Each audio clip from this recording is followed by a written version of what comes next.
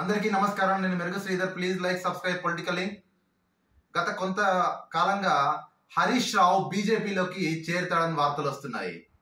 నిజంగా కూడా మనం ఇంతకుముందు మాట్లాడుకున్నట్టుగా బీజేపీ పార్టీ బీఆర్ఎస్ ను సర్వనాశనం చేయబోతుంది. అందులో ఎటువంటి సందేహం లేదు. మనం ఇంతకుముందు మాట్లాడుకున్న బీఆర్ఎస్ కేటీఆర్ వర్గం, బీఆర్ఎస్ సంతోష్ వర్గం, బీఆర్ఎస్ కవిత వర్గం, బీఆర్ఎస్ హరీష్ వర్గం, తప్పకుండా హరీష్ రావు బీఆర్ఎస్ నుంచి బీజేపీలోకి జంప్ అవుతాడు. ముఖ్యంగా ఏంటంటే కేసుల నుంచి ఫ్యామిలీని రక్షించడానికి.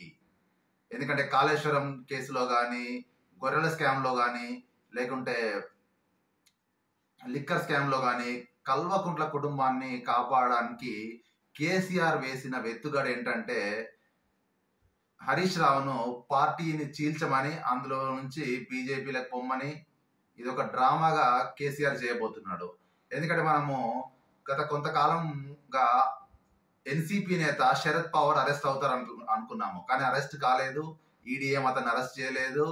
కానీ శరద్ పవార్ తన అల్లుడు అజిత్ పవార్ ను బీజేపీలోకి జాయిన్ చేపించి ఆ కేసుల నుంచి కాపాడుకున్నాడు. ఇదే విధంగా తెలంగాణలో కూడా కేసీఆర్ హరీష్ రావు ద్వారా కేసుల నుంచి, లిక్కర్ స్కామ్ నుంచి, కాళేశ్వరం స్కామ్ నుంచి తప్పించుకోవడానికి తప్పకుండా హరీష్ రావును బీజేపీలోకి పంపుతాడు. ఇప్పటికే కొంతమంది నేతలను కూడా కాంగ్రెస్ లోకి పంపి కోవర్ట్గా ఆపరేషన్స్ షురూ చేస్తున్నాడు. ఇదంతా చూస్తున్న మనకి ఏమవుతుందంటే పార్లమెంట్ ఎన్నికల తర్వాత తప్పకుండా బీఆర్ఎస్ కు చాలా తక్కువ సీట్లు వస్తాయి. 1-0 అవకాశం ఉంది. తొందరలోనే బీజేపీలోకి హరీష్ రావును పంపించి తద్వారా కేసుల నుంచి విముక్తి పొంది తన పార్టీ పైన పట్టు నిలుపుకునేందుకు కేసీఆర్ వేసే వెత్తుగడే హరీష్ రావును బీజేపీలోకి పంపడం.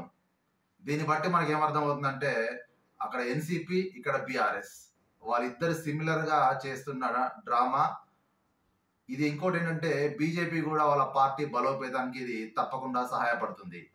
ధన్యవాదాలు.